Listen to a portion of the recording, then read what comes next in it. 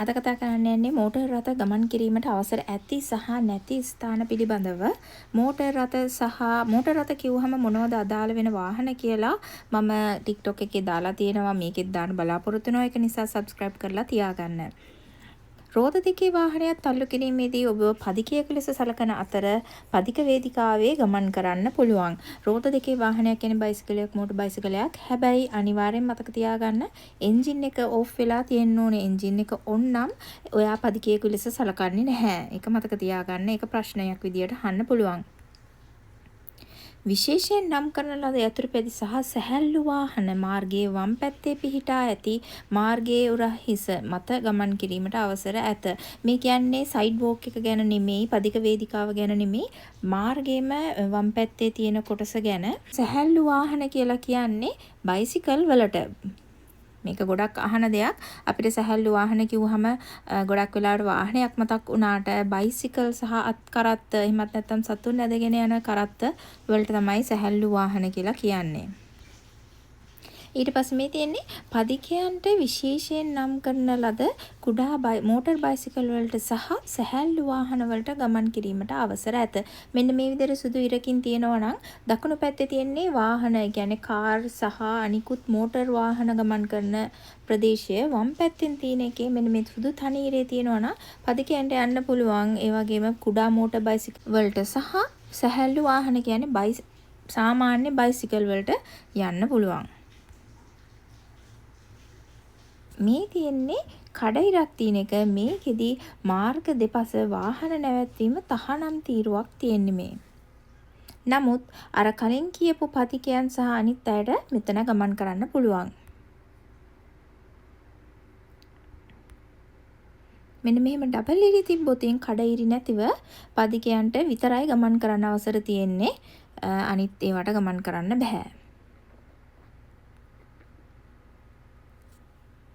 වාහන මාර්ගයේ වම් පැත්තේ ගමන් කළ යුතු අතර මැද රේඛාවෙන් ඈත්ව ගමන් කළ යුතුය. මැද රේඛාව කියන්නේ සෙන්ට්‍රල් ලයින් එක, මධ්‍යම රේඛාව. මධ්‍යම රේඛාව අනිවාර්යයෙන්ම මාර්ගයේ මැද පිහිටා ඇත කියලා දෙයක් නැහැ.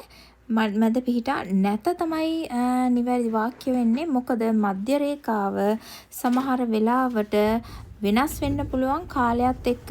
උදාහරණයක් විදියට උදේ කාලයේ ට්‍රැෆික් එක වැඩි පැත්තට වැඩි ලේන්ස් ගානක් දෙන්න පුළුවන්. එතකොට මාර්ගයේ මධ්‍ය රේඛාව වෙනස් වෙනවා වෙලාවෙන් වෙලාවට. ඒ විදියට අනිවාර්යයෙන්ම මාර්ගයේ මැද තමයි මධ්‍ය රේඛාව කියලා දෙයක් නැහැ. මාර්ගයක් ඒක මාර්ගික වූ විට, කියන්නේ වන් වේ වෙන වුණාම ඔබට මාර්ගයේ දකුණු පැත්තේ ධාවනය කරන්න පුළුවන්. ඔබට මාර්ගයේ දකුණු පැත්තේ ධාවනය කරන්න පුළුවන් ඒක වන් වේ නම්. එහෙම නැත්නම් ඔයාලා මාර්ගයේ වම් පැත්තෙන් තමයි ධාවනය කරන්න ඕනේ. මාර්ගයේ වම් පැත්තේ පළල වාහනයක් ගමන් කිරීමට ප්‍රමාණවත් නැත්නම් ඔයාලට දකුණු පැත්තෙන් ගමන් කරන්න පුළුවන්. මේ ඇවිල්ලා වාහනයක් සාමාන්‍යයෙන් ජපානයේ ඔක්කොම වාහන යන්නේ වම් පැත්තෙන්නේ. නමුත් මාර්ගයේ දකුණු පැත්තෙන් ධාවනය කරාට ඕකේ වෙන අවස්ථාවන් තමයි මේ කියන්නේ. ඉදිකිරීම හෝ වෙනත් හේතුන් මත මාර්ගයේ වම් පැත්ත හරහා යාමට ප්‍රමාණවත් ඉඩක් නොමැති විට දකුණු පැත්ත පාවිච්චි කරන්න පුළුවන්. මේකත් එක අවස්ථාවක්. ඊළඟට නම් කරන ලද මන්තිර නොමැති මාර්ගවල මෝටර් රථ හා සාමාන්‍ය යතුරුපැදි මාර්ගයේ වම් පසින් ගමන් කළ යුතු අතර නිශ්චිත කුඩා යතුරුපැදි සහ සැහැල්ලු වාහන මාර්ගයේ ඈත වම් කෙළවරේ ගමන් කරන්න ඕනේ.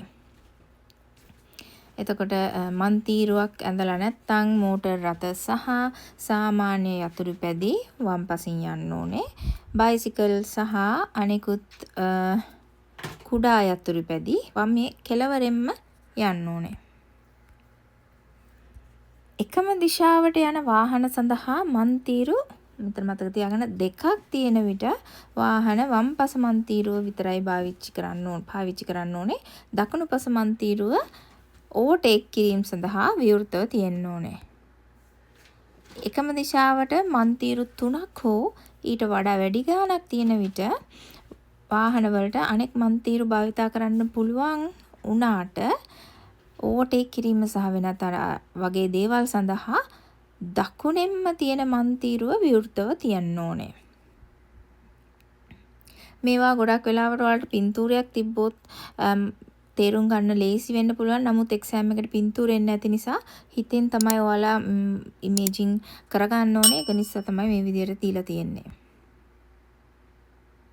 කලින් කිව්ව අවස්ථාවේදී මන්දගාමී වාහන කියන්නේ වේගෙන් අඩුම යන වාහන වම්ම කෙළවරේ ඊට පස්සේ වේගය වැඩි වාහන ඊළඟ එකේ විදියට යන්න පුළුවන්.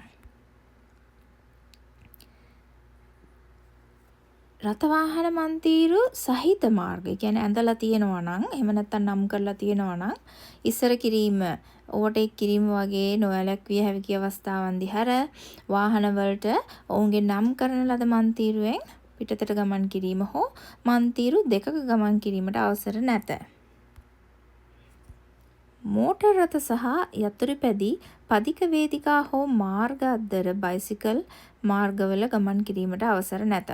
පදික වේදිකා හෝ බයිසිකල් වලට පමණක් තියෙන මාර්ගවල මෝටර් රථ සහ යතුරුපැදි වලට යන්න බෑ. ඒක සාමාන්‍ය දැනීම. කෙසේ වෙතත් මාර්ගයට මුහුණලා ඇති ප්‍රදේශවලට ඇතුළු වීමට හෝ පිටවීමට මෙම මාර්ග හරහා යන්න පුළුවන්. උදාහරණයක් විදියට කඩයකට ඇතුළු වෙන්න තියෙන්නේ පදික වේදිකාව ක්‍රොස් කරගෙන නම් ඔයාලට යන්න පුළුවන්. නමුත් ඒ වෙලාවේදී කරන්න ඕන දෙයක් තියෙනවා. පදිකයන් හිටියත් නැතත් ඒක අදාළ වෙන්නේ පදිකයන් ඉන්නවද නැද්ද කියන එක. පදික වේදිකාව ක්‍රොස් කරන්න කලින් ඔයාලා වාහනය සම්පූර්ණ නැවැත්වීමකට ගේන්න ඕනේ. සම්පූර්ණයෙන් නතර කරලා දෙපැත්ත බලන්න ඕනේ පදිකයන් හිටියත් නැතත්. මේක මම Google Translate පාවිච්චි කරලා තින්නේ. ඒක නිසා ටිකක් පැහැදිලිමදි ඇති. පදික වේදිකාවක් නොමැති මාර්ගයක ඒ කියන්නේ පදික වේදිකාවක් නැහැ. වාහනයක් ගමන් කරනකොට මාර්ගයේ මායිමේ සිට මීටර 0.5ක් ඉඩ තියලා තමයි යන්න ඕනේ වාහනයක්. මෝටර රථ. ඊළඟ එක හරි සරලයි. දුම්රිය මාර්ගවල වාහන ධාවනය කිරීමට අවසර නැත. නමුත් වාහනය ධාවනය කරන්න පුළුවන් ඒ හා අදාළ සංඥාව හෝ සයින් බෝඩ් එකක් තියෙනවා නම්